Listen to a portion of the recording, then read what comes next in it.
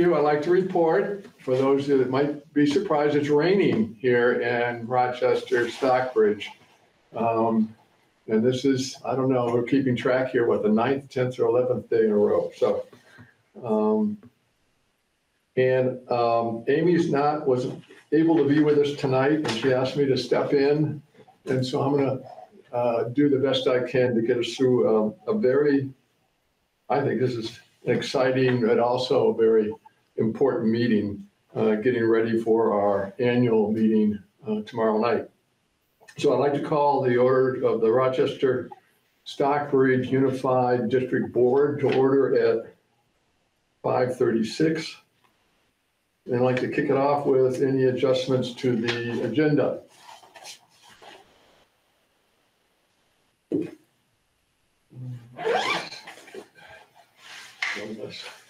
Okay, super. Under the consent agenda, we have the approval of our April 3rd minutes. Do I hear anybody that has suggested edit, correction, or whatever, or do we want to move these along? I move that we accept the minutes of April 3rd as presented. Okay. A second. All right. Let's do that. All in favor? Aye. Aye. Aye. That's fantastic. Aye. Talking about nobody keeping score, but I can't remember the last time we edited one of the minutes here. So somebody's on a roll. Is it Parker? Who's our minute taker? Pass on our compliments to him. Sure. Is anybody here from the public who'd like to say anything at this time?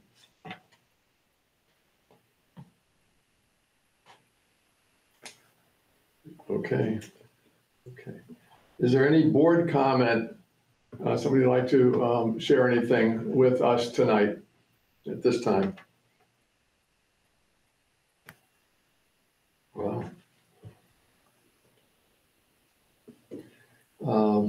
we've got a celebration of learning, and I must say this is something that I wish I mastered back when I was in the 3rd or 4th or 5th grade, because I was back in the day. The way we showed how well we were in spelling was we had a spelling bee, and we'd all stand up in front of the class, and they'd ask us how to spell. And Billy Edgerton was usually the first one that fluffed, and everybody watched me walk to my table and chair with my head somewhat down, and they went on to great celebration. So let's thank heavens a lot has changed since then. What do we got? So I'll introduce it. This is in 2 parts.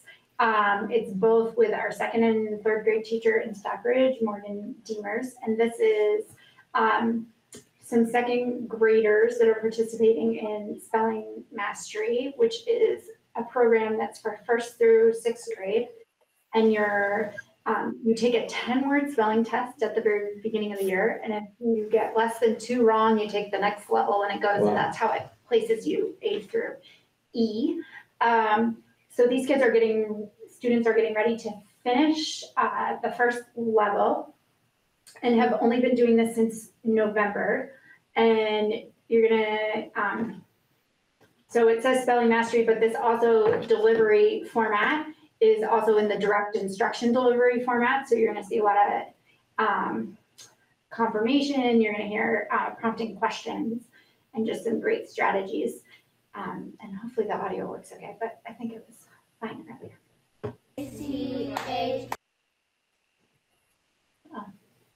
A-T. Nice job. Uppercase T-H-A-T. Spell fish. Get ready. F-I-S-H. Nice job. F-I-S-H. Next word. Spell has. Get ready. H-A-S. Nice job. H-A-S. Spell 5. Get ready. F-I-V-E. Nice job. F-I-V-E. And our last word.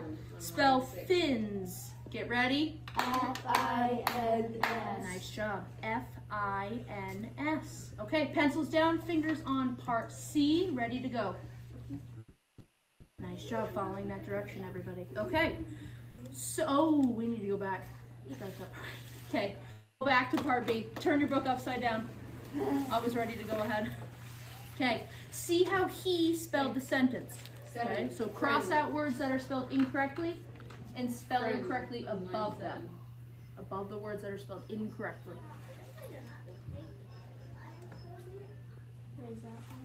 No, the first word is it's right. You're just looking for spelling, okay?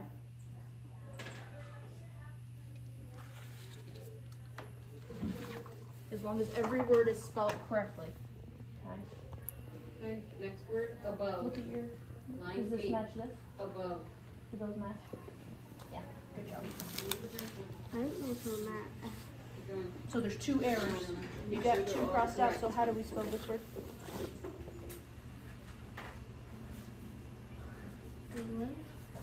You're right. This. Above. What's that word supposed to be? It goes with our first sentence. We're gonna make sure that they're spelled right. What was the second word? Number one was Yeah. began, So you gotta fix it. B-E-G-A-N. Got it? No. Leave. Okay, nice job. So which two words did you change in the sentence? Okay. Get ready. Here we go. Okay, let's try it one more time because I didn't hear everybody. So what are the two words that we're fixing in the sentence? Get ready. Nice. So dish, and then the word is. Spell dish. Get ready. D-I-S-H. Nice job. D-I-S-A. Give everybody that time. Let's try it again. Spell is. Get ready. I-S. Nice job. I-S. Now we're moving on to part C, okay? So everybody touch part C. Nice job, Jolene. 7 is friend. Nice job, Brody. Waiting on everyone to put their pencils down and touch part C. Nice job following that direction. Okay, so this is a matching exercise. You are going to look at the words in column 1 and draw a line, a straight line, to match them in column 2 and fill in the blanks. You may start. Number 3, number 4, for you. Look at the right.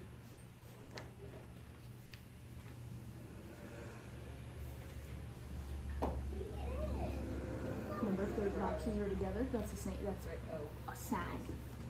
Okay.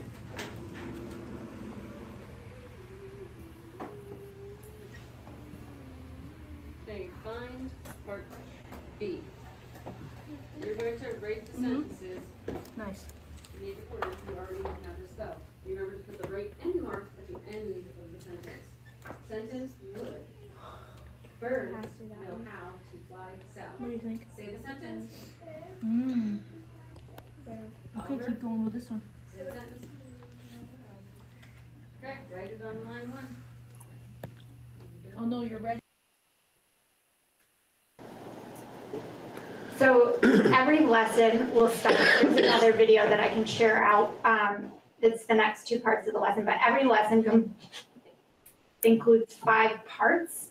The first part is typically review of previous lessons and words and sounds that they've been spelling up to this point. I would say where this is really different than probably when all of us went to school is it's not just a spelling list that goes out on Monday and you write it at home and then you write it in sentences. It's structured so the sentences that you see them spelling together at the beginning, those are all words and sounds they've learned to spell since the beginning of starting this program. And so the words at the beginning, part A, is a review of different words that they've been spelling up to this point, and it could be from the first lesson all the way to they're on lesson 50 right now. Part B is sentences where she'll state a sentence and then they have to spell it out and write it out. And then there's the correction part that you saw, and now there's connecting words to fill in the blank, but they have to fill in the sound. It's not the letters. So that's what they're doing right now. And then the last part is usually the introduction, or the last 2 parts are practice of another sound, and then a sound that they've done, like og is what they were working on. So log, dog, fog. And then the last part is not spelling of sounds, but hearing sounds, saying them back, and then having to sound out words. So she'll say a word like great, and they have to say the first sound that you hear, the second sound, third, and so forth. And the piece about this that we're really seeing is it's eliminated the how do you spell questions when they're writing independently. And some of you who have kids probably get that a lot at home, but we were seeing it a lot. So it's made writing a lot easier as well for our kiddos. But so this is just some of our younger students just getting started. And the reason it starts in first grade and not kindergarten is because kindergarten, we're still really focusing on sounds and being able to decode. So that's all. There's another part, but I'll send that out to you for your viewing pleasure later. We'll keep. Thank you. Yeah. We have a comment, a feedback, praise. Okay, so let's practice now. On the count of three, I want everybody to smile, and the more happy you are after you saw the spelling demonstration in the way, the wider the smile. I'll give you extra bonus points if the smile goes all the way to ear. Okay, ready? 1, 2. All right, we're unanimous. Oh boy, thank you so much. You're welcome. I always get a thrill. Okay, we're now on to agenda item number 7, reports to the board. We've got 3. We've got an invisible superintendent, but I hope you got good. Is he here? I think Anda's I think he's going to represent. is Yes. going to represent. Thank you, Anda. Oh, you're Go. welcome. Can you hear me okay? I think so. You have Jamie's report. I don't think there's much to add to it, given that we were, for the most part, off last week in our schools. So I think happy to answer any questions about it. There's a lot of good work in the last 7 weeks of school that we have planned, full of lots of work, both academically, social, emotionally, and also some time for celebration as we get towards the end. So excited about everything that's ahead and starts to lay the groundwork for the next school year. Well, it sounds like you're doing everything right, because now we got to figure out what we're doing right or wrong or in between, consult, figure it out. All the time we've got to be doing things, and being prepared means looking to the future.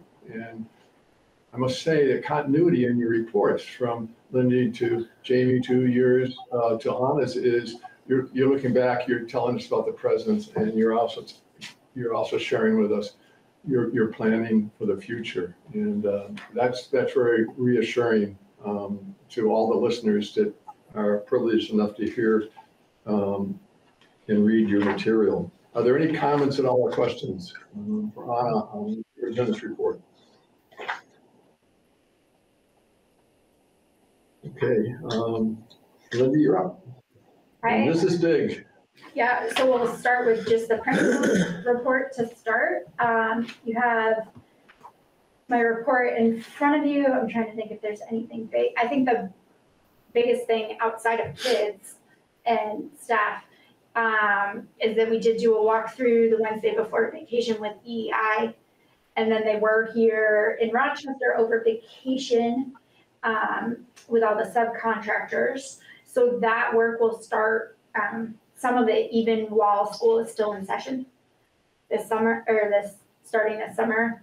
And then they've also done a walkthrough in Rochester, and all the subcontractors will meet there Stockbridge will meet there on Wednesday to do something similar, and really just got a lay of the land and understanding what needs to be done and what's going to be done, and rough timelines that things are going to be completed in.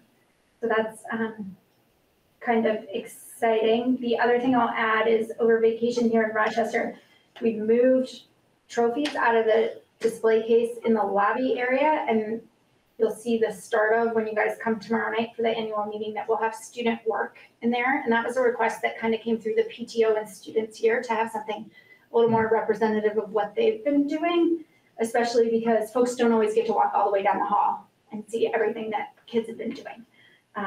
The trophies have not been disposed of. They're boxed up and ready to work with the Historical Society when the time comes. But it was kind of a good suggestion that came naturally for a great way to show what's going on here in Rochester. So those are the big things from here. But the exciting stuff, I think, is the academic benchmark. But does anybody have questions about the principal's report before I Questions or jump? comments about Lindy's report? I had I usually do a question and then comments. One is the VCAP rollout. Everything I read about it is, I'm hearing, according to Vermont Diggers and others, the hair is on fire, any number of supervisory unions or districts. And what I've heard is that instead of waiting and crying wolf, or taking the bull by the horns, no, whatever, and trying to be as prepared as we can to make this a success for the students and for the data collection. We want something that, as much as possible, can reflect accurately where our students are. And this is the benchmark test. So how do you feel about this, Lindy and Anna, and are we, and Ray, because you're all teaming up on this. Is it still pretty much a go here for us? I know it sounds difficult, but give us the update, please. So we'll start testing tomorrow with fifth graders in Stockbridge in science. So we'll have better reading tomorrow afternoon.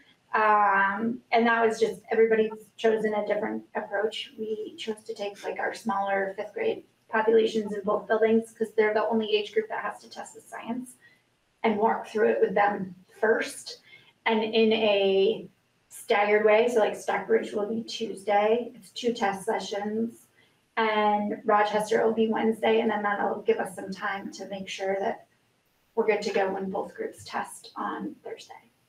And then, yeah, so I will have a better read tomorrow, how it goes. I think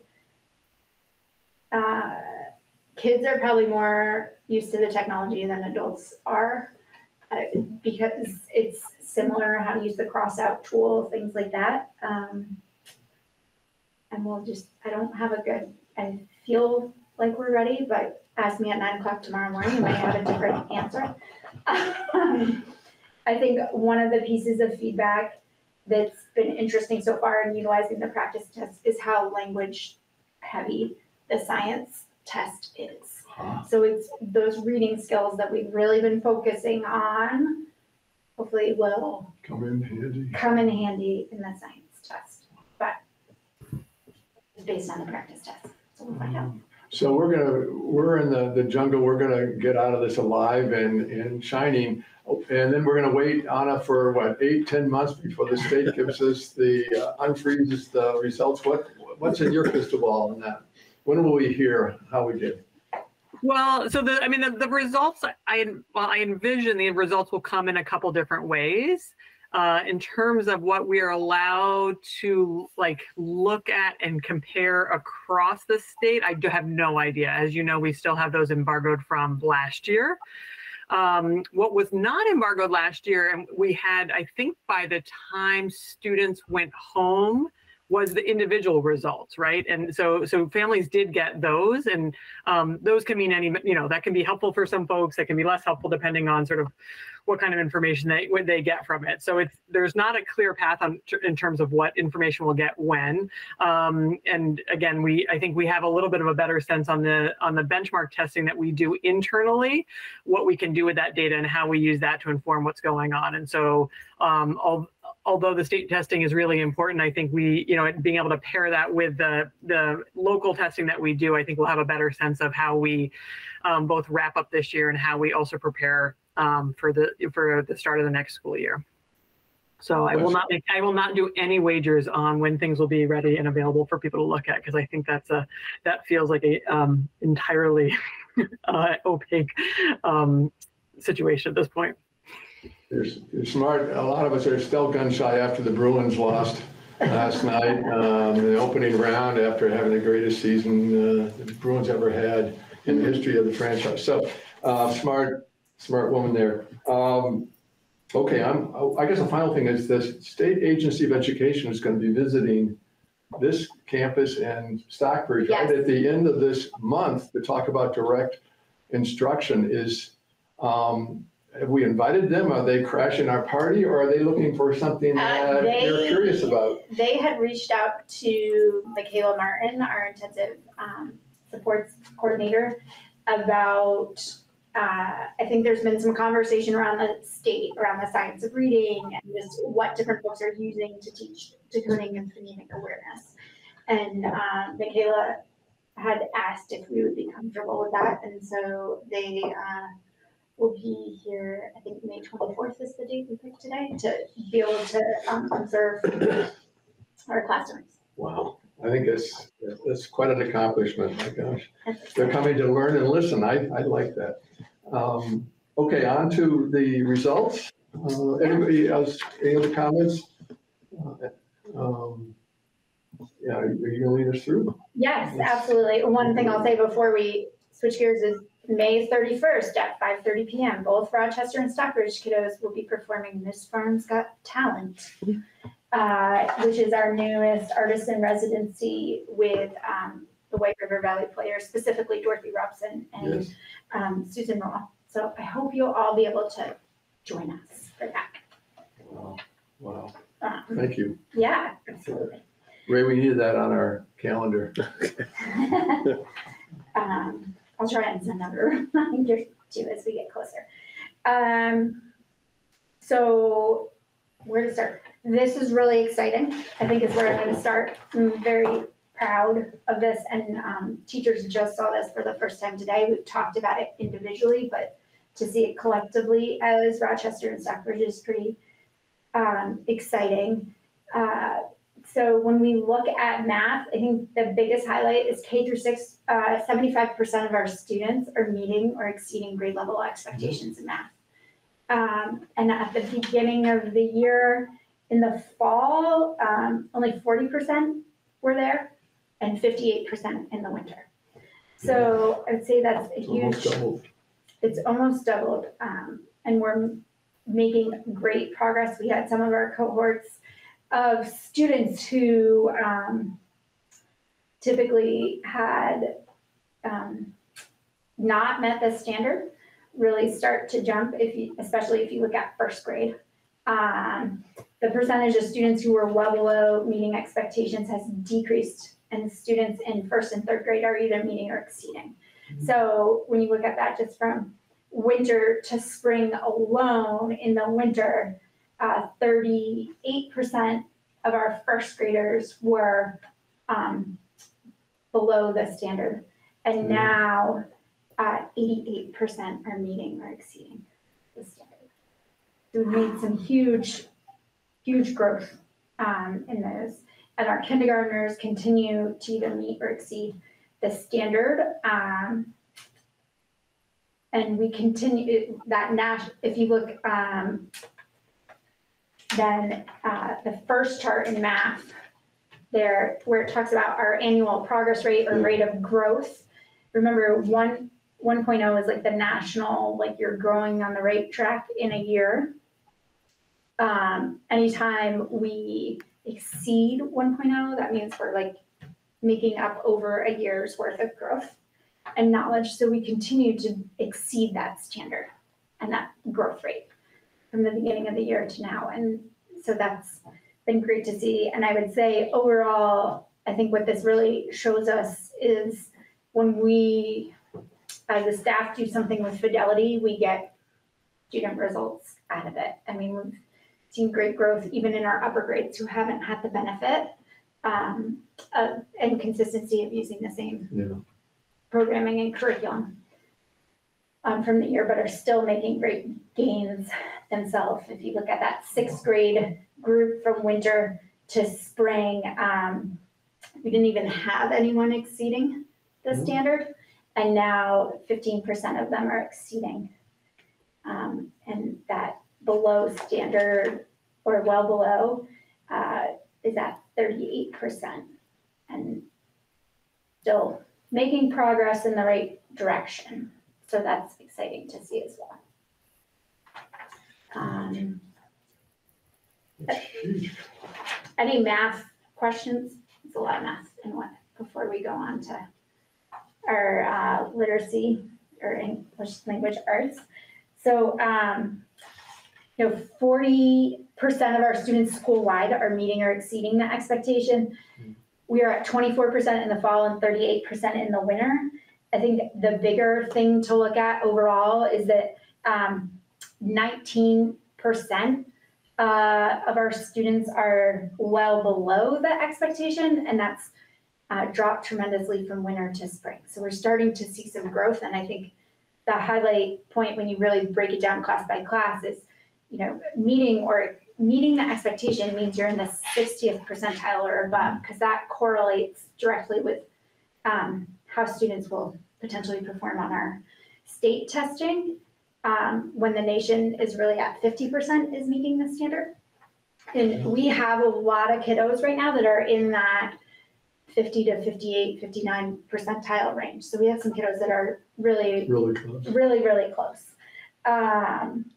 And so we have been focusing on our foundational skills, and we're seeing quite a bit of growth. And you see that when you look at this comparison on page 4 and 5, I guess is the way it's spaced out. As you start to look at the red, I mean, there's no other way to say it, right? Like the red, the well below, has decreased dramatically, anywhere from 3 to 30% in each grade level. So we're making huge progress, and we continue to be at this higher rate of growth, like 2 to 3 times higher than the national rate of growth if you go back to page 3. Yep. And then I think the group to be really proud of is our 3rd grade students, especially. In the fall, 63% of them were well below, and 25% were below. And now when you look at their percentage, we're seeing this 25%, 50%, and finally some more blue and green, which is great. So we're making great progress there, and they definitely had one of the stronger rate of growth. And that is a group that was in kindergarten when we were sent to virtual learning for COVID. So it's good that we're starting to close those gaps. And then if you look at our 6th graders, you see quite increase again in that well above and meeting that expectation. So we're headed in the right direction. We're going to continue to focus in on several different skill sets, both in math and in English language arts. And we'll break this down a little bit more so in terms of just because a student met or exceeded the standard, we want to make sure that some of those early skills, like in math, we want to make sure that base 10 number sense is also in that 60th percentile or higher, because those are those foundational skills that kids will need as math gets harder. And kind of other next steps is we'll start to talk about summer tutoring or intervention services. Keep making great progress. And the summer program, is that all voluntary? The parents hopefully want their kids to learn and continue to learn. They participated, but if they're either whatever reason they don't, then right. They don't get the benefit. I will say that our previous approach was to just lump it in with one time, but our One Planet is very flexible in that if there's a family that 8 to 10 doesn't work for in the morning, folks are willing to work with the family to make that happen. Yeah. So that comes from having folks that are staff and teachers that have really bought into the significance of this work. I would think the parents and the kids have all got to be. They are. Here, so the other next step is we're working in our MTSS leadership team meeting with Anda on explaining all this to parents and what the individual report looks like, so they can really understand what it means in correlation with what they're hearing from their students' teacher about in the classroom work as well. Comments, questions from the team? Bravo. That's really good to see. Thanks, Lindy. You're welcome. Thank you. Anything else? One of my appreciations is how this is laid out. I love color, and it's easy to follow, and you go from the macro to the micro, and then you explain it with bullets, and so you can kind of follow it. And I think most of us always want to compare it with what? Well, in this case, it's the past 2 iterations in the fall and in the winter. So you allowed us to do that without having to open our notebooks or go back online and everything else like that. And that really helps. That really helps. And then being able to see the colors, you can just top to bottom I never thought I'd see 7% of math in the red. Right. Probably in my lifetime, and I'm an optimist, as you know, though I didn't think the Red Sox ever would win a World Series. And reading, we're down to 19, and we're just getting started. So, yeah, I think that's wow. Talk about spring flowers blooming. Absolutely. Anybody else wants to say anything on this topic? We really, as the board. I'll just add to the accolades of everyone in Rochester and Stockbridge on our hard work here. It's really, it's fun to be in the classrooms and see everything going on. And then when you see what's happening in the classrooms also get reflected in the data, it feels really like a nice combination. Sometimes that works and sometimes that doesn't. And I think this is really a testament to how well all of these teachers work together and sort of all the different aspects, from the interventionists, the special educators, and the classroom teachers, with Lindy leading them. So it's a really exciting way to head into the last part of the year to see this. So. Absolutely. Thank you so much, everybody. Okay, let's go back. So we got Tara, we got your report. Please go ahead. Good evening, everyone. You have my report, which outlines what's happening in the business office, and I'm happy to answer any questions there is on that. And then otherwise, we can move on to the Q3 projections, and if you had any questions there.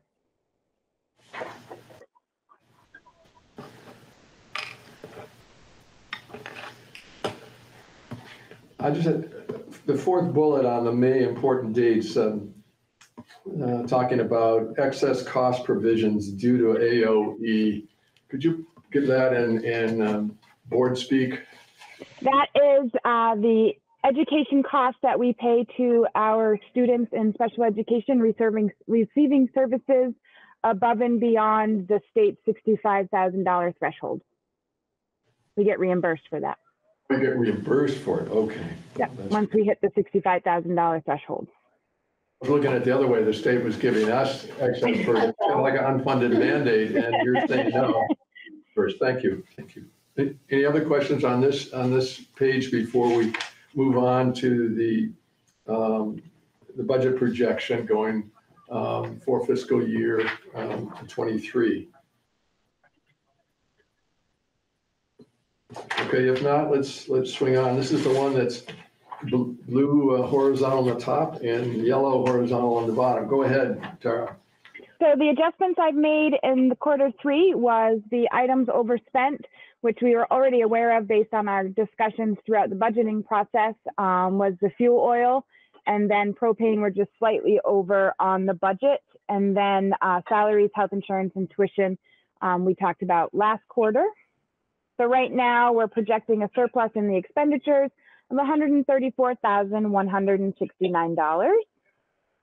And then on the revenue side, I've updated any of those revenues that have increased, which includes the interest income, miscellaneous income, rentals, and then some donations have come in. So overall, we have the shortfall in the tuition revenue that we already discussed last quarter.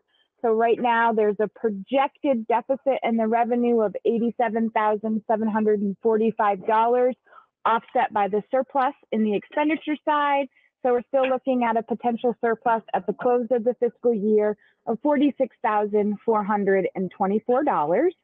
And then the lower section I have not updated yet. That will be updated for your next quarter projection, which is just your fund balances. Questions, comments?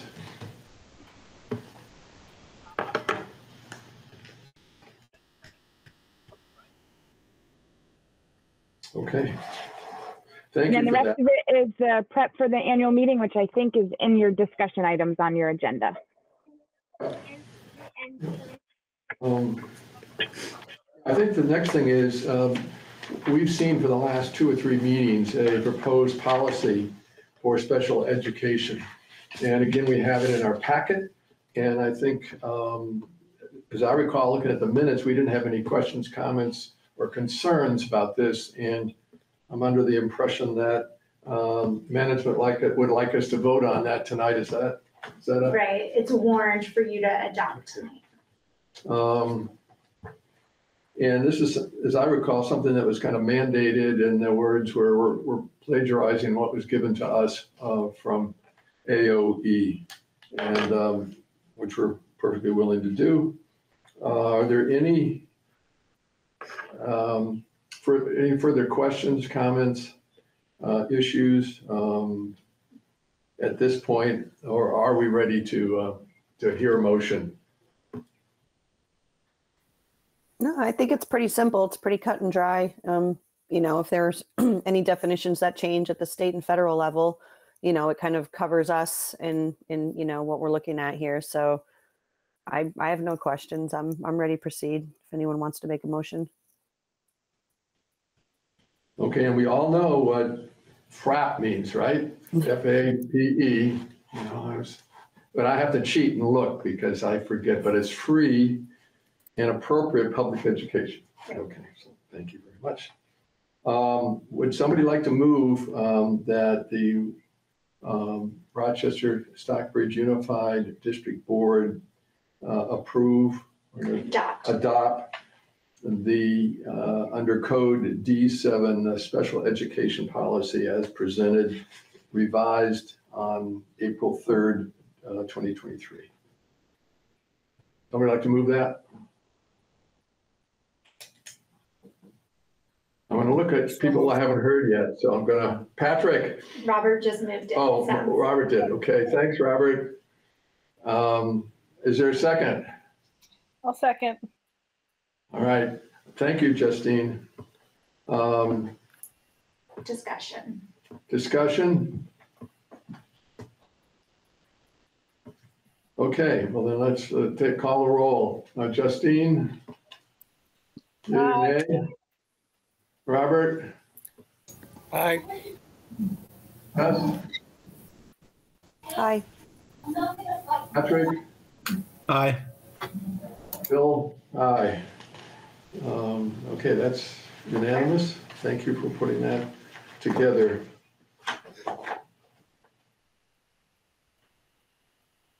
Okay, now we're on to 9.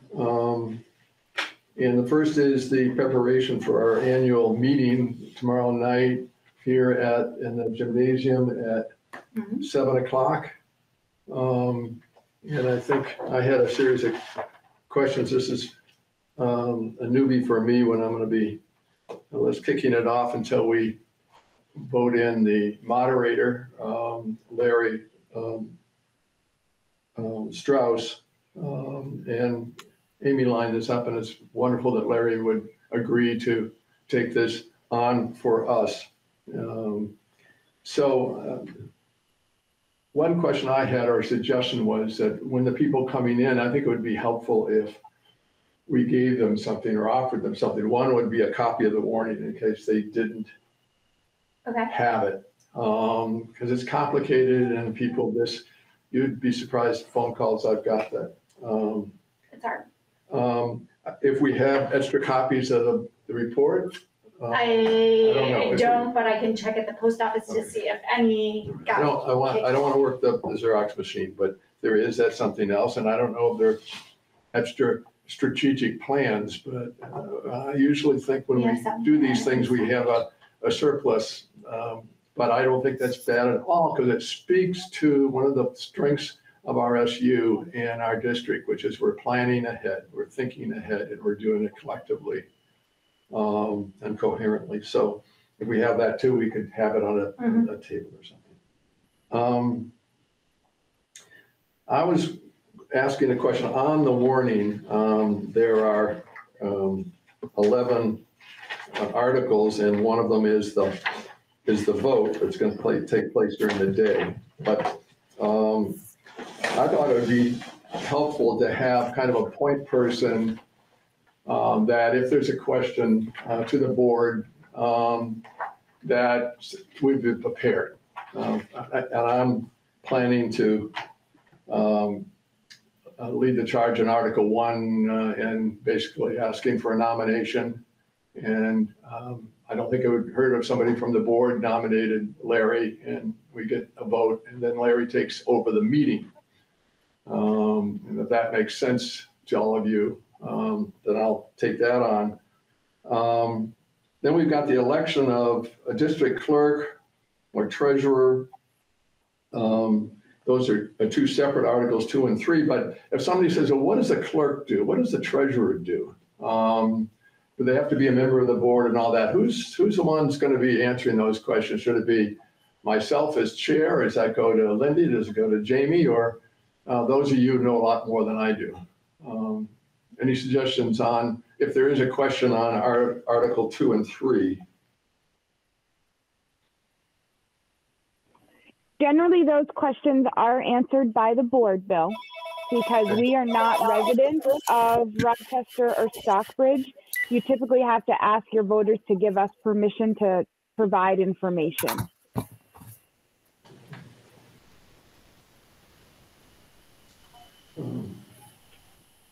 So do you want to know the answer too? Is that it, in case you have to? Well, I Justine did, and as chair, I think that could be certainly my responsibility getting up to speed. We will need to elect a clerk and a treasurer, and so that's my follow-up question. Do we have somebody in the stable, or are we going to? Hopefully, we can continue our strong team on both of those. Or do we want to, somebody want to volunteer or change on that? I'll start with you, Patrick.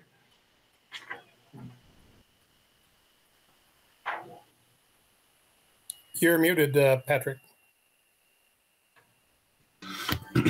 I can continue the clerk's position. Well, that's fantastic. Okay. And right my now, understanding is Kristen is still willing to be your treasurer. She has not indicated otherwise. Kristen will pass.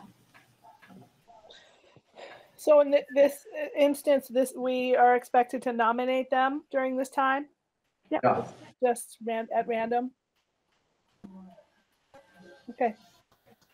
Okay. So I'll ask for nominations, and hopefully a teammate here will pitch in, and we'll vote and celebrate their continued support for the district and the board.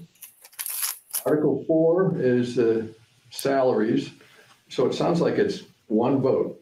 Is that correct? For all of them. It isn't like we're voting for the chair to be this and the vice chair to be that. It's right. It's one whole statement. Yes. Chair, jump in at any point if you need to, and the moderator will run this for you. Yeah. You know, I'd like to, call for whatever the Robert's Rules of Order. I can't. It's been so long since we've done this from the floor.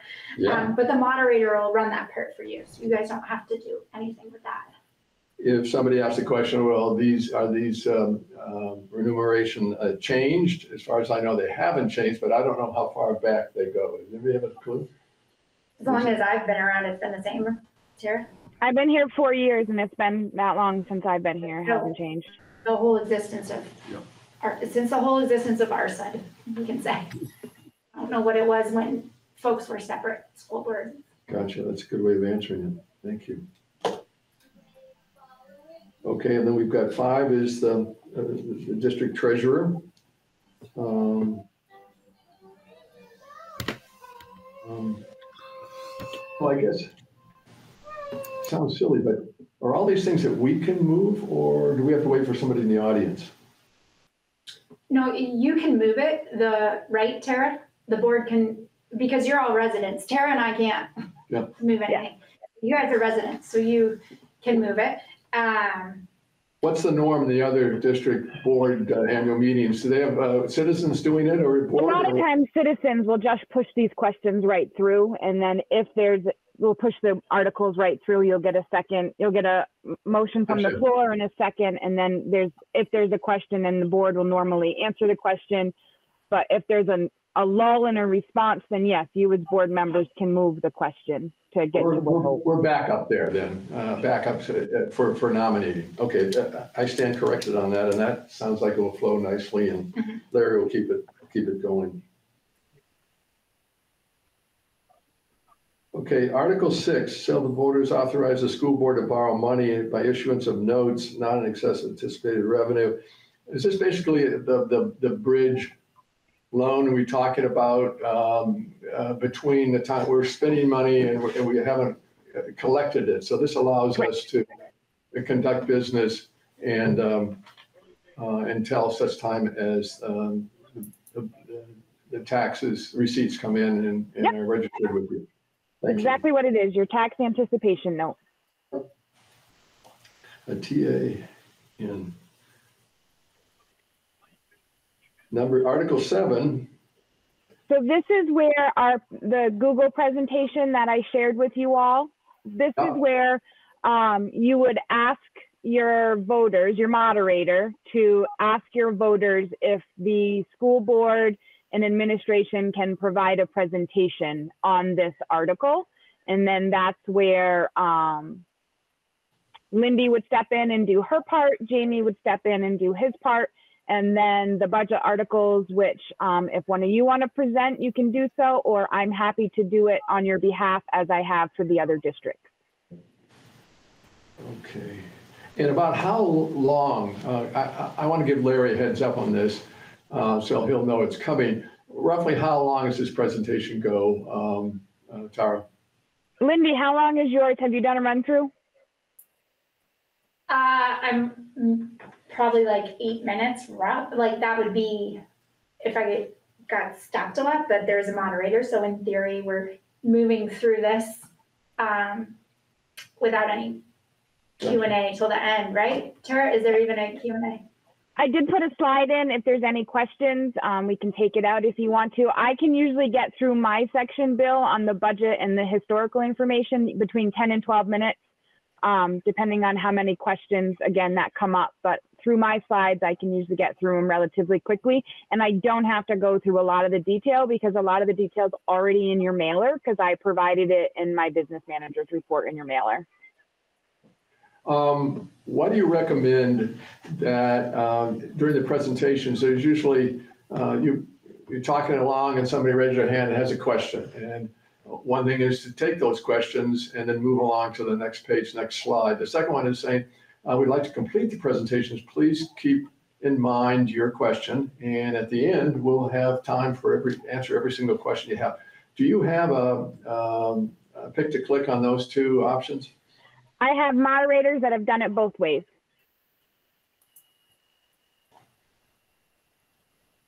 So it doesn't matter to me either way.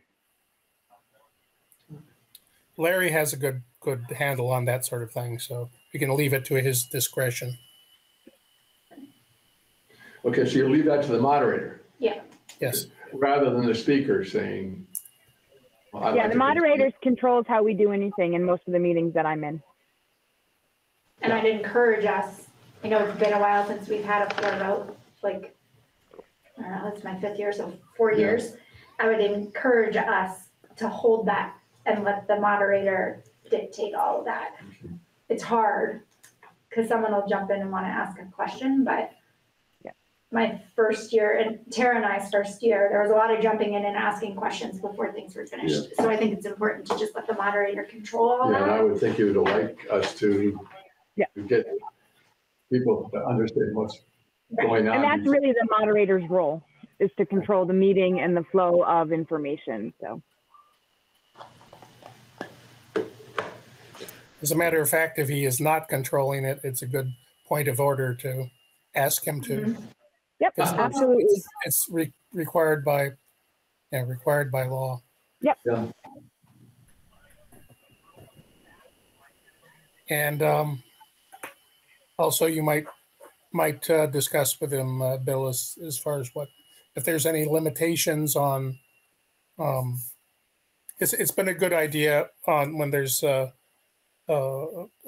floor votes and such. Is that before everything starts, that he sets up the ground rules, such as how long people can, when people can speak and ask questions, and how long they can talk for, how often they can talk on the same subject. That's always a good form for running a meeting. He's very aware of that, but just I would think if anybody was, that he would be. Remind me, because it's been a while. Is the Justice of the Peace or somebody there checking people in with the voter list so that we have a registered voter that are voting, or is that something that the moderator just says that your Board of Civil Authority is there, Bill. So they'll check in your voters. Yep. So Julie, they'll check them in at the door. Yeah. Yeah, and so they'll be part of the and some towns, like, you get a little card if you're a registered voter. So if you have to hold your card up with your vote, or it's a voice vote. So it depends on, how each town does it, but I've seen it done both ways. Okay. Sometimes I was at the last town meeting I was at, the moderator actually asked people that weren't registered voters in either town to identify themselves. And I think it was up to the moderator about letting them speak, but just so people knew that. I don't know if I did the moderator's call, as I recall. I talked to the Justice of the Peace, and the polls for the director votes are open till 7. Right. And then my understanding is they're going to come here and expect to have some sort of a room or a place where they can count the votes. And I was wondering whether you could.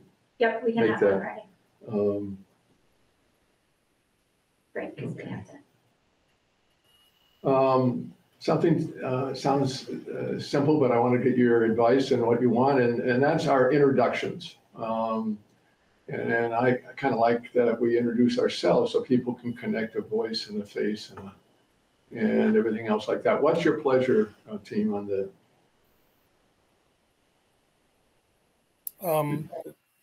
Or I can just make the call. I mean, I don't. If you'd like, the chair or yourself can just introduce each of the others, each of the other board members. We don't need to dwell on it very long, but you just ask them to stand up or whatever, or just point them in a line on the tables. Okay. Any other comments, suggestions on that? Okay.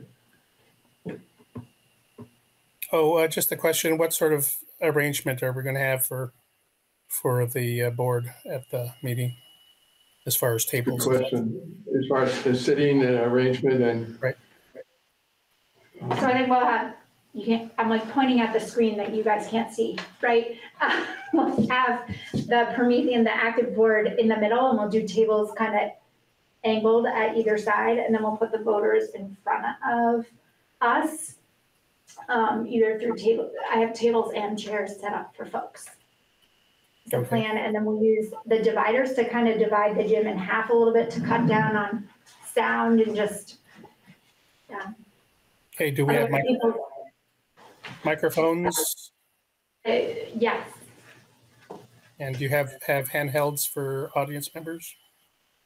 I have to check. I haven't gotten that far today. We do I'll have take any sound advice that you have, Robert. I know you're the expert in this area more so than myself.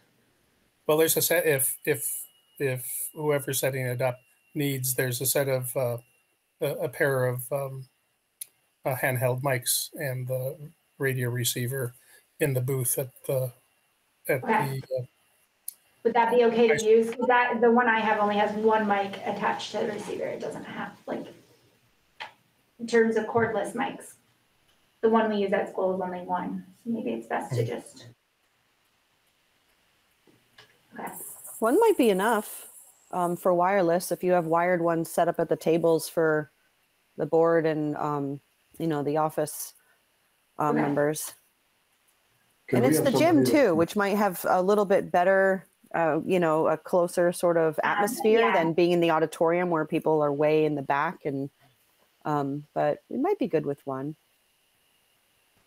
I had a question, or maybe it's more kind of like just making sure you all know that I'm not gonna stick around on the board. So I don't know what the process is towards the end of tomorrow's meeting, or if I need to officially say something, or if for some reason I'm written in a bunch, or I don't know if I need to have anything prepared for that, or if we just see what happens and then the next meeting is the restructuring. Right. I would, for one, I'm not sure that we will have the results, you know, by the end of the floor meeting. Okay. Because so we'll just do like a business as usual, and I'll just hang around. And if anybody has any questions, I guess I can. Well, I would hope that the chair would thank you for your service. Absolutely. Just kidding. I'm also under the impression just that whoever is elected tomorrow, assuming there is, the person has to get sworn in. So until that person is sworn in, then I'd like the thought that you could be with us until that time. That usually happens before the next board meeting or something. Could be wrong in that, but I know I had to swear and be sworn in. So that's one thing. The other thing, though, is whether, because it's an open ballot, isn't it, for your position? My understanding. I wasn't aware that anybody submitted anything, right? Right. So that leads it to write-ins. And my reading of the law is that I don't think it's a high bar, but for write-ins to be elected, they need to get either the lesser amount of 30 votes or 1% of the voting roll of Rochester. And I know in Stockbridge, that's a very low bar. We have like 600 voters, so it's like 6. So I don't know what it is in Rochester. If that bar isn't surpassed, then it seems to me that the question will come to the board, and we will nominate and name your successor for the fulfillment of your term. So that's no, not the fulfillment of the term. If there's no one that comes out of the write-in, then you have to post the position, just like we did when Jess applied, and come, and then you as a board interview the candidates, and then make a move, and then that person fills out till the next election. Because it's not an appointment for the remainder of the term. It's until there's a next election. Oh, so okay. I thought the term that I was filling in for ended in No, May. I believe there's still 2 years, right, Robert? It's your seat that's up for the 3-year term. No, that's incorrect. I'm up for 2 years. Okay. Because you filled in for someone, right? Yes, that's correct. But your seat is for 3. What you're running for right now is for 3, correct? The one I'm running for is 2, was my understanding. But I haven't seen the ballot yet, so. Do we have a copy of that? I do not, but hold on. I'll text her. Why would it be 2, Robert? I thought, you were 3, right? I was a 2. But because you filled Jamie's seat, right? Carl's. Carl's. So this is the end of Carl's term. Okay, So now I'm running for 3 and I'm. right. I'm gonna Everybody's 3 You need to years. check on this because it's, and the same I would think with you, if you finish up the term that you filled, then it's a 3 for you too. But I don't know, maybe they have to have it staggered, Robert, and. Yeah, it does need to be staggered, but there's 2 years left for the term, that I was elected to do the until the next vote, which is this vote, and then there's the remainder of the term. So. Oh, you haven't fulfilled that term yet. That's correct. That's correct. Oh, okay. Now I You guys understand. are in 2 different spots. That's why you're 3. Typically, a seat is 3 years. I believe there is someone else who's running for the 2-year. I've been told.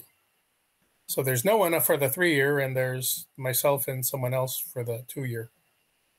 So.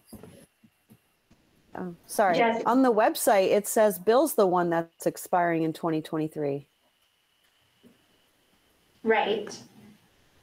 It used to, I gotta look at that. Used to be that there was someone from Rochester and Stockbridge, like you got like 1 seat from each town should expire at the same time. What's happened is we've had turnover in both communities of people leaving before their term is filled. And I can't keep up with which one who filled whose seat. Yeah, I'm pretty sure that. I know you're. So I'm set there on that. Yeah. I'm not in the know on Robert's or Jess's on yours. Mm-hmm. Okay, so we'll see what happens tomorrow. I would be curious to see what the ballot looks like, and then we'll just go from there. Yeah.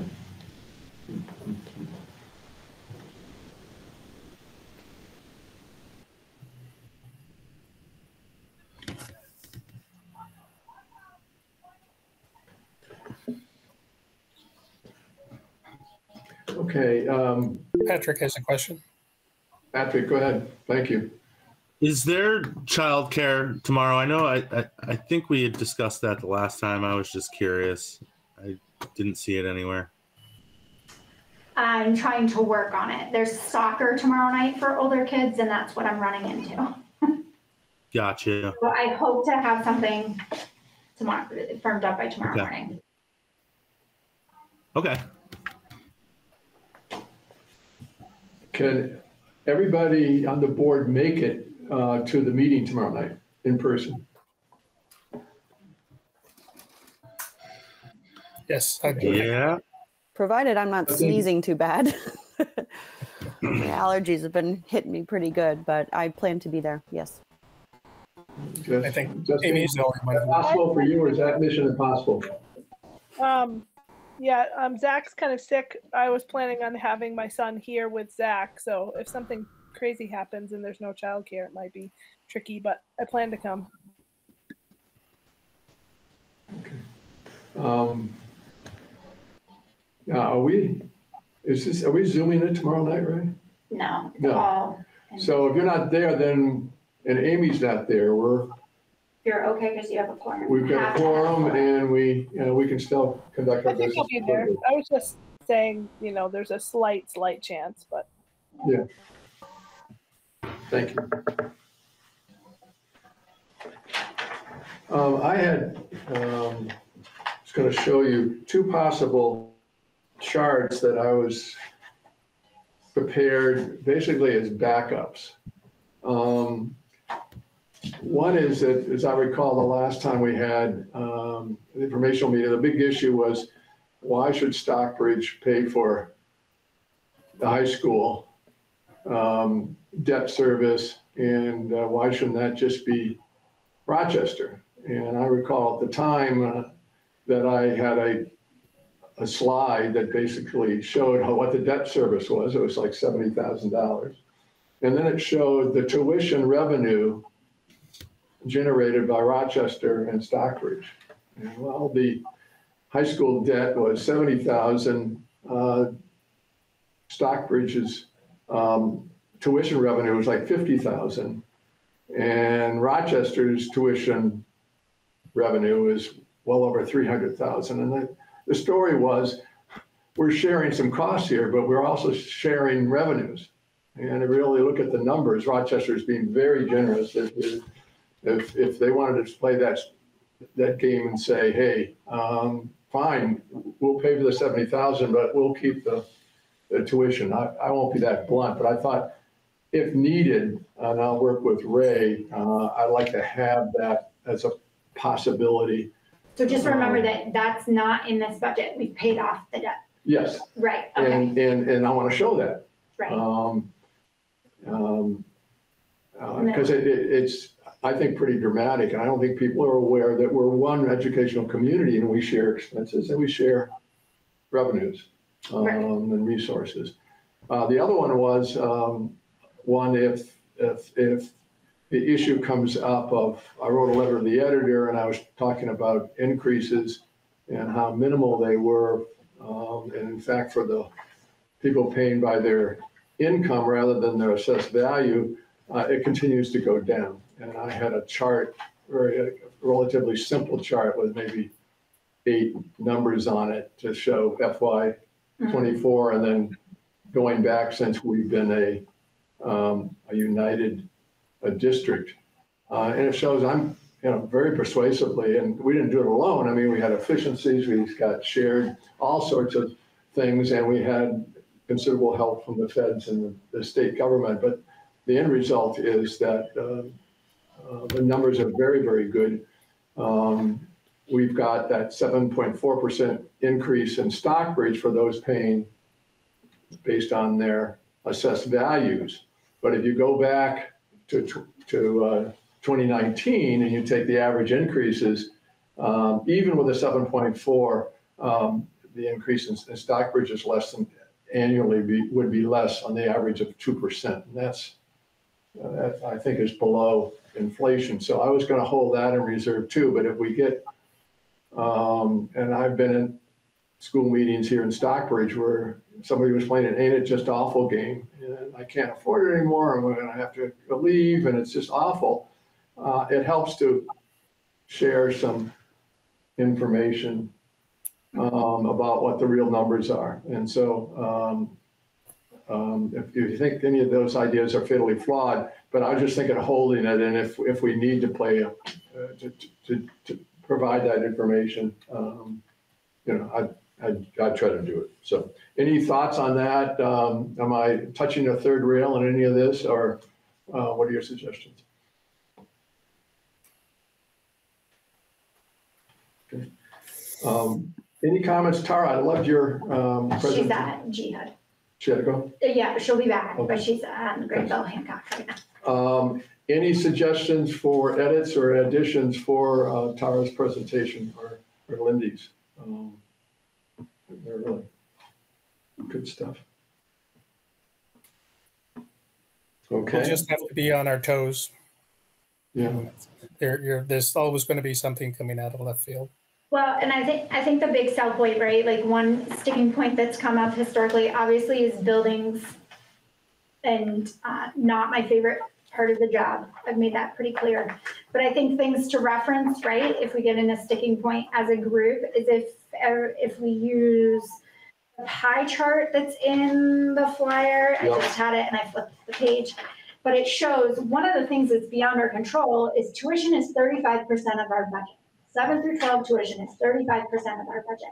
We have no ability to cap that or have a say. So page 32.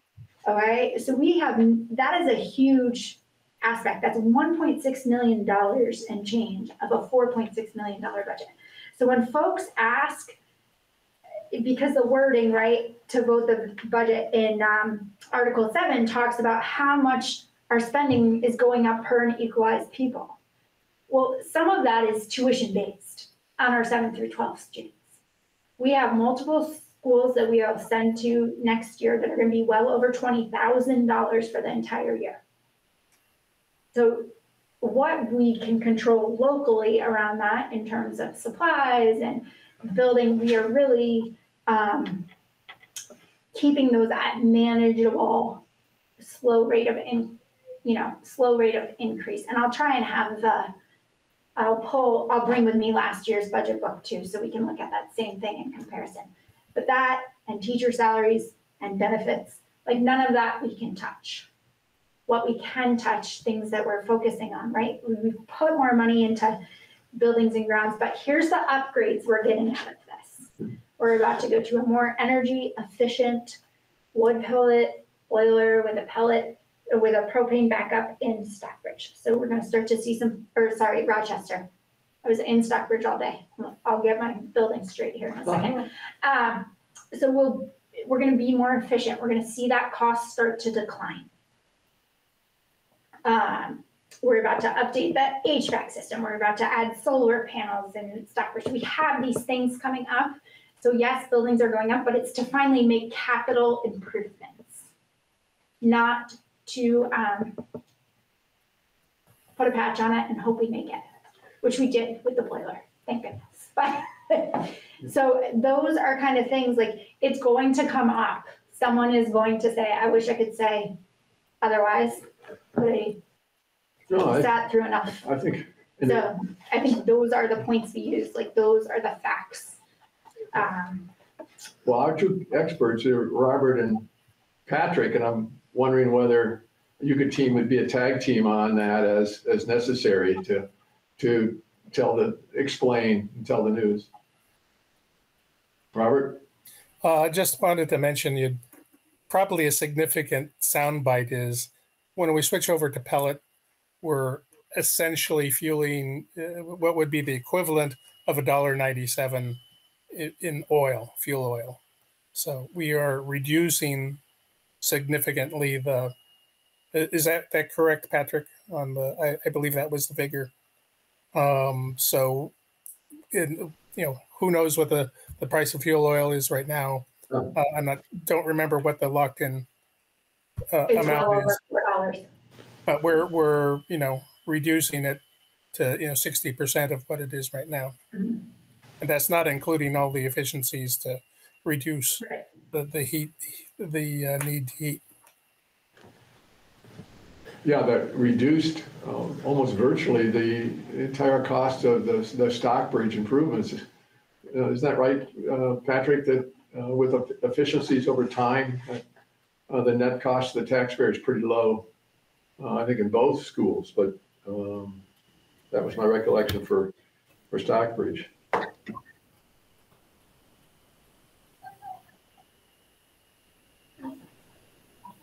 Yeah, no, that's true.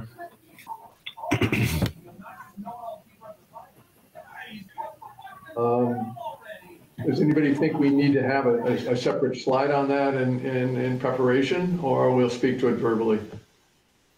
I think verbally is sufficient. Yeah.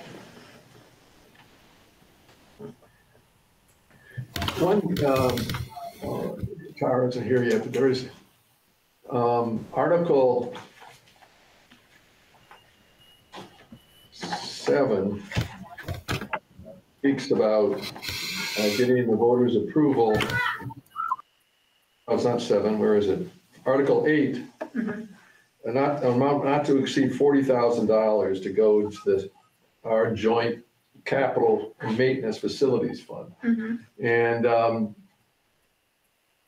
as I understand it, that comes from part of the surplus that we're generating. I believe it's in part of Tara's presentation, but if it's not, she will be able to explain that if you turn to the revenue page in your book, so page 33, that the other amount, 175,000, is what we're using from surplus carryover to reduce the tax rate for taxpayers. Yeah.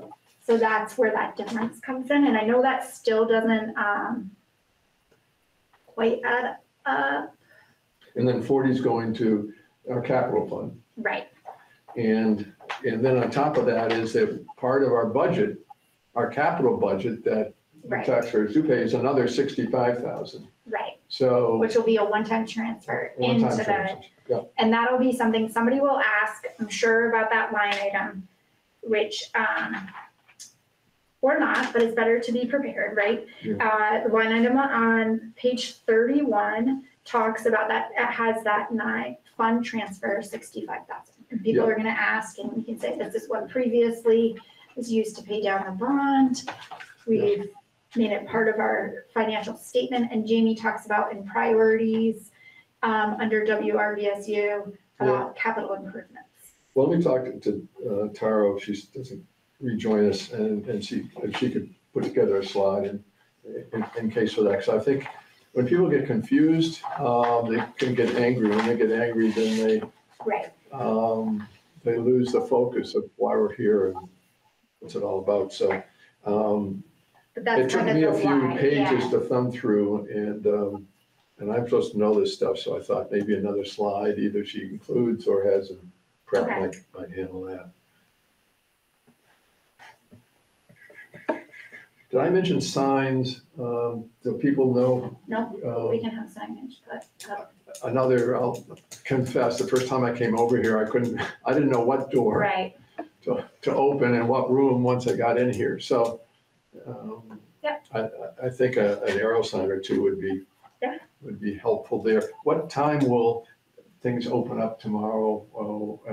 What time do anybody want to recommend that we be here tomorrow? It starts at 7, 6:30 or something, 6:40, what are we doing? What's your, usually that's, huh? usually a half an hour is, Half an hour's enough? Yeah. Yeah. Okay. Then let's talk about 6:30. 6:30, that sounds good.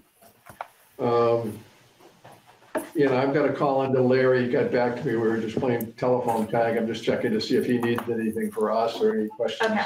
on logistics or procedures. And thank you for your comments and suggestions, way ahead of me, so I can share some of that with Larry and see where he's coming from.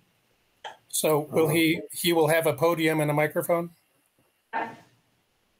Okay. He'll need that.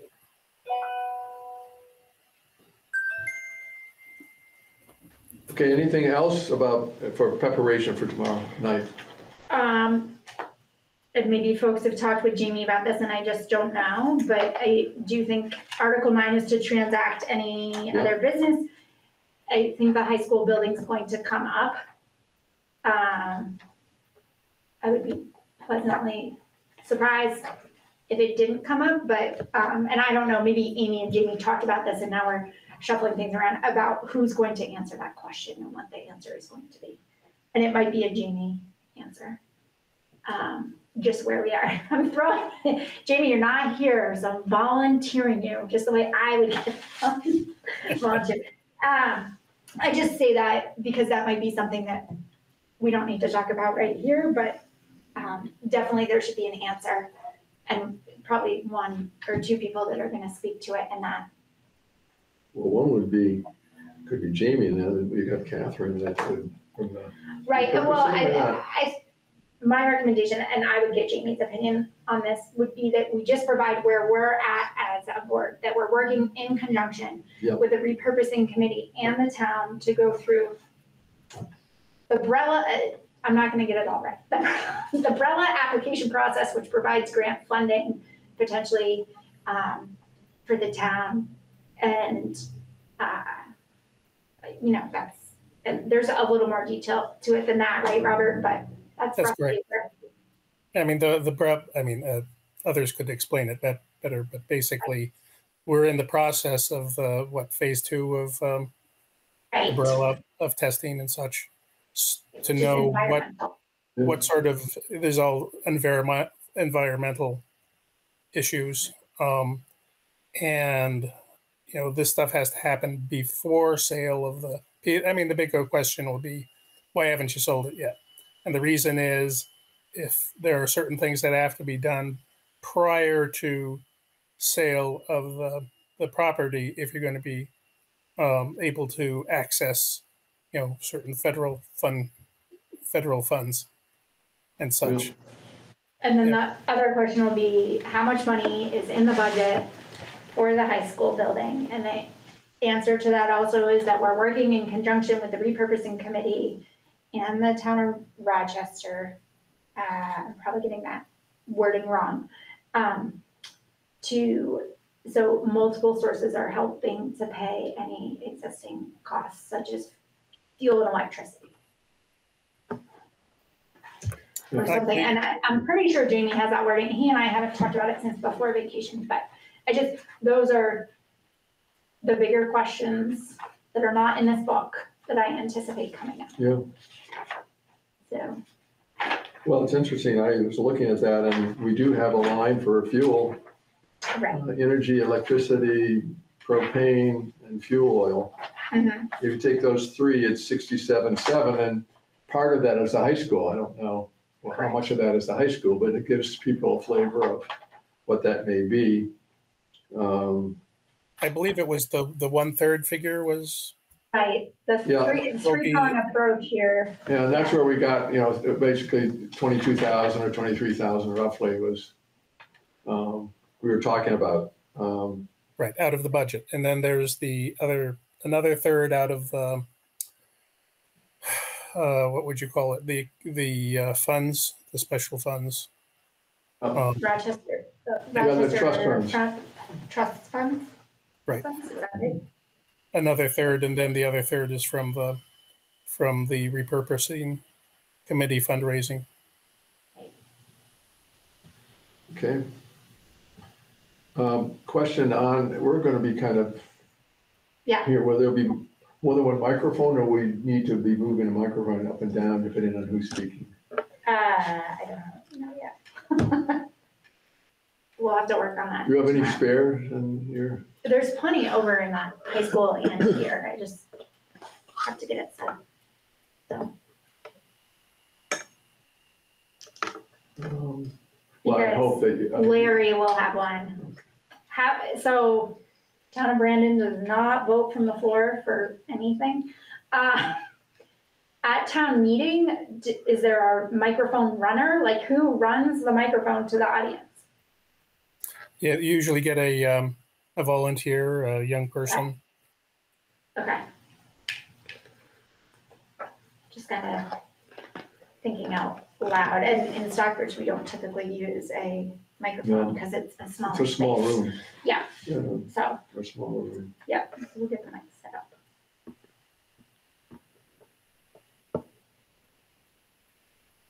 Okay. Anything else on prep? And just my suggestion is that if you come up with a question or idea, whatever it is, forward it to whoever you think has the answer or something like that. Whether it's myself or Lindy or something I need to talk to Larry about or whatever the case is. Tara, I was speaking about, it seems a little confusing about the 40,000 in Article 8. And we got 65,000 in our budget, both of those going to our capital reserve fund. And I was wondering whether you could design a simple slide that might make it clear about what we're trying to do there, and just either have it in your packet or have it as a reserve. But I know I had to go to more than one page in the annual report to figure that out. So, do you have any ideas on that? Well, your voters only vote on if you're pulling surplus money. What you build in your budget doesn't go in the article. Yep, I'm aware. So yes, we can discuss that. There's money budgeted in the actual expenditure budget that will go into the building reserve fund plus any surplus funds. I can discuss that. I'm happy to. Okay, thank you. Anything else, gang? All right, thank you. Where are we here? Next is 9.2. Yeah. Question, go ahead. No, he was saying the next is. Yeah. We got the audit for action. And Tara, thank you for providing us with not only the audit, but a cover letter explaining some of the points, and also the management letter, and also a audit 101 slideshow, because there's just so many numbers, everything else about the roles of the boards and everything else like that. What's the flavor? What's the feeling? Are we good to go with this tonight? Patrick? No, here's the nod. Robert, what about you? So should we do it under action items on 10? That's sure. That's right, because it was discussion under 9, action is 10. So we'll push that over. But let's go to, and let's just jump to 10 while we're on the subject, and then we can end up with the board development and new hires. So what's your comfort level with the audit at this point, Robert? It's fine with me moving ahead. Where that the action is to accept the audit, is that correct? Accept the audit, yes, that's correct. And what's the official title of the audit so I can reference it? I put it in the chat, but maybe it didn't show up because I clicked out of the meeting. So it's just a motion to accept the fiscal year 2021-2022 audit. So move. That makes it easy. I'll second. Okay. Discussion.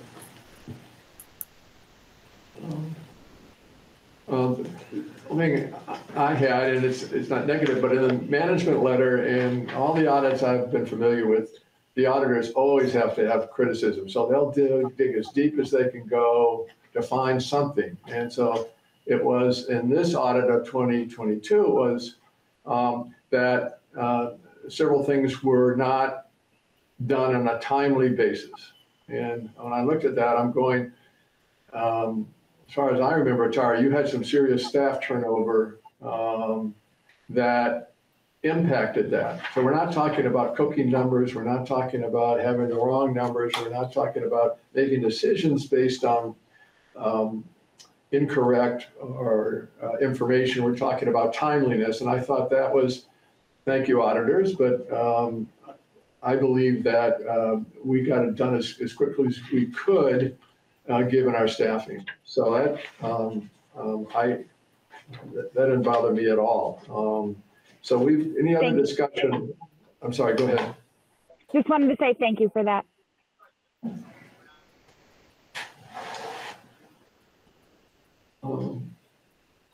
Okay, so we've got a move and second. Robert. So to that point, as far as staffing, how is our staffing now, Tara?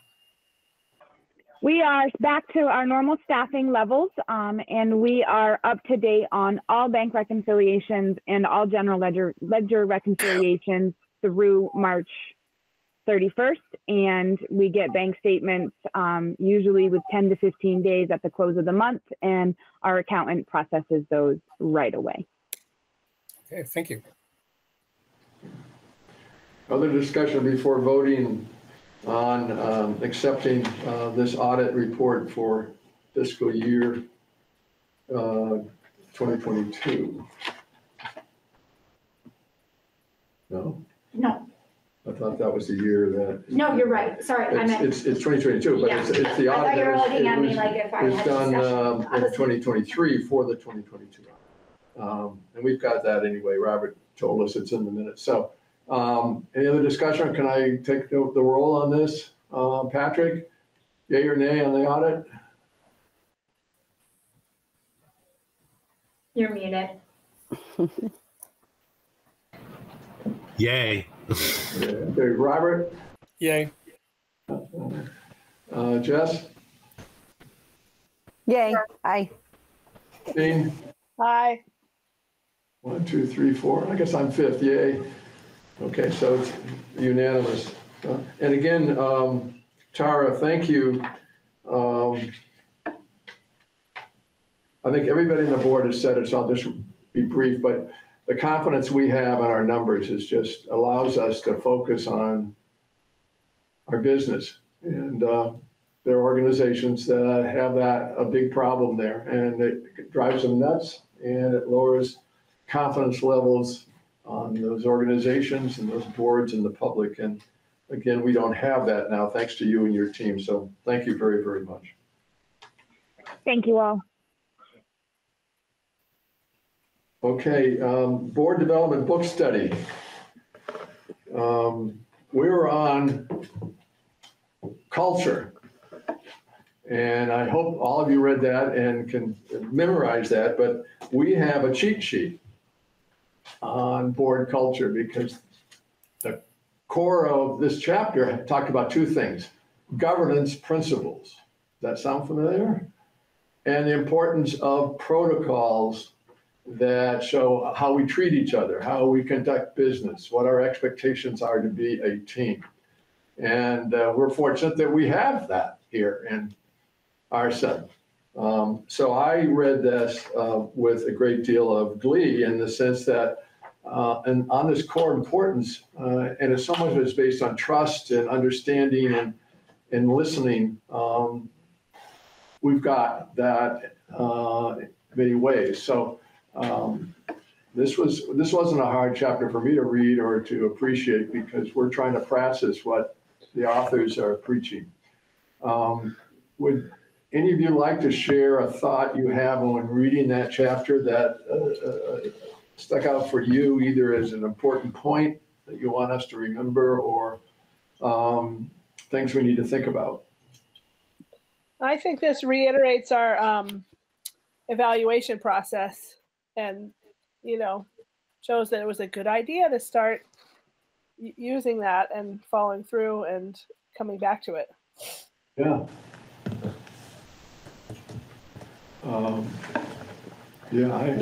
I like that it's sort of, you know, made you picture it as an environment as a whole, you know, not just how we treat each other, but our goals being shared, everything sort of intertwining with like-minding. There was a part about not having to necessarily agree with everybody, but kind of coming to an agreement and sort of pushing the personal, you know, things aside, which was really tough when we were closing schools and merging 5-6 years ago. So that, you know, a lot of people got the emotions worked up and it impacted the work that boards were doing across the whole SU. So it's, I felt like, you know, this is like a new environment, like everybody's, you know, on the same page, everybody joined these new boards with the goal to move forward together and merge, you know, and it was really, it feels really good to be on this board with our culture feels like it's in line.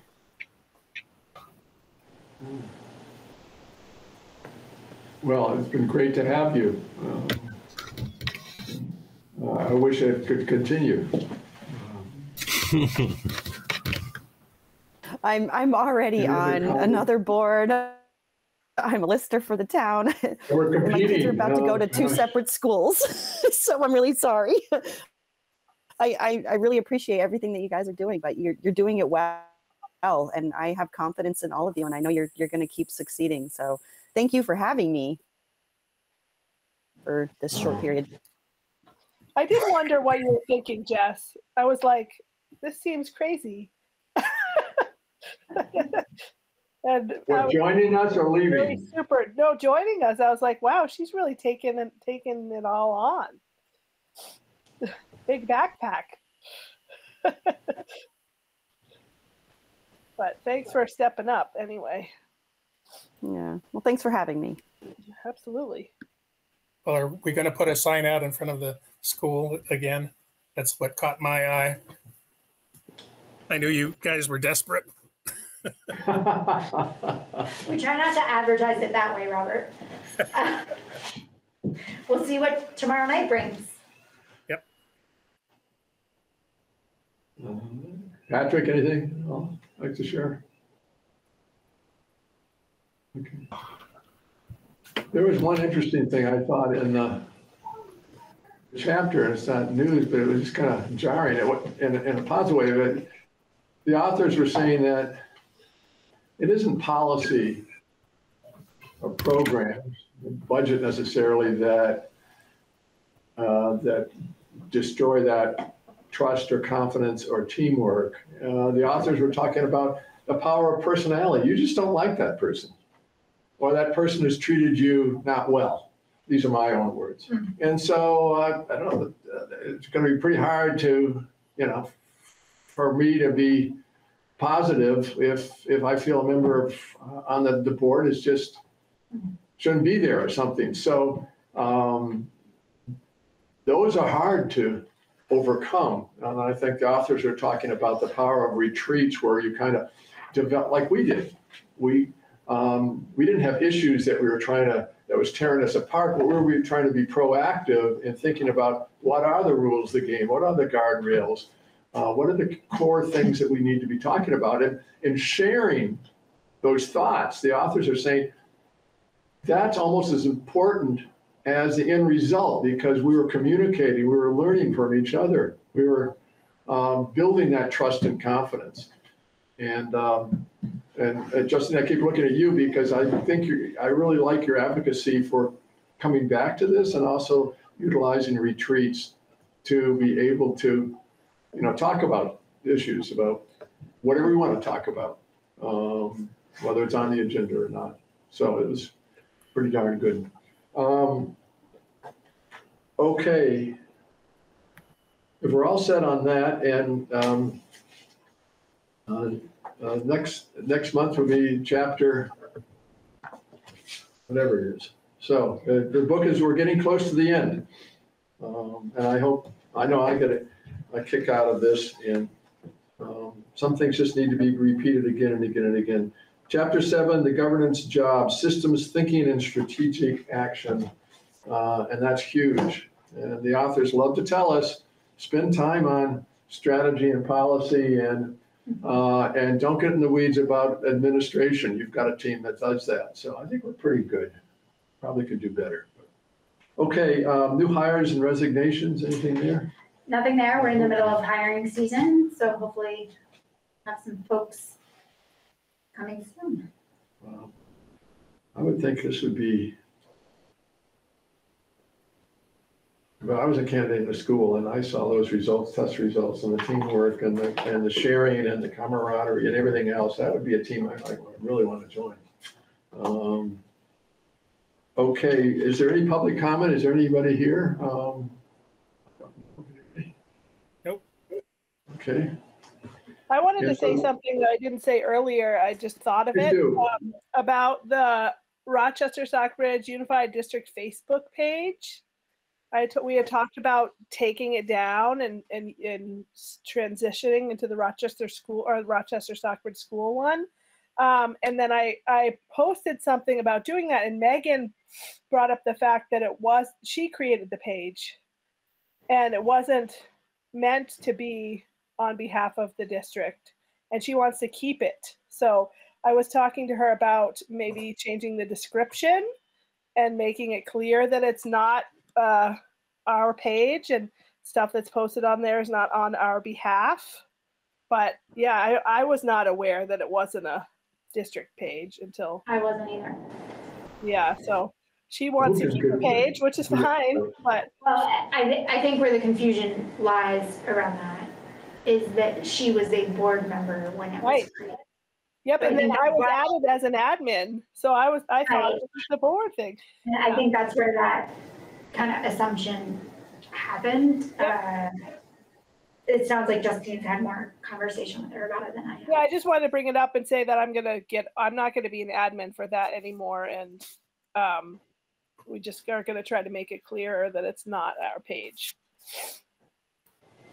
Yeah, let her have it and just make it clear. I think that's yeah. Keep the discussion going on that side, and then we'll have the official stuff, the official school page. Right. And that official school page is getting more and more powerful and informational, and as we go on, and that's where we want people to go. They go, oh, I'm looking for this. Oh, gee, I need this, or I didn't know that. So no, that's where we get the facts information out. So I totally agree. Yeah, I thought we were pretty united on that strategy, Justine. Thank you. Anything else? Okay. Any dress code for these things tomorrow night? What's the story? I'll just. Dress to impress. Dressed. I heard there was a theme and we all have to dress up like superheroes. Like what? Superheroes. Superheroes. Just kidding. Oh, gosh. All right, well then, and would somebody like to move for adjournment? So move. A second. Okay, we Wait, all set with hold that? Right. Next meeting, did you talk about next meetings? No. Next meeting, yes, and that is on Monday, June 5th at Stockbridge, the Stockbridge campus. And then a It'll be reminder at to 5:30. vote at the annual meeting tomorrow. That's right. Thank you. Now we have to take a motion to do this. We got a motion. We're all set. Okay. We're done. Good night, everybody. Thank you. Good night. See you tomorrow. You guys tomorrow. Yeah. Thanks, Tara.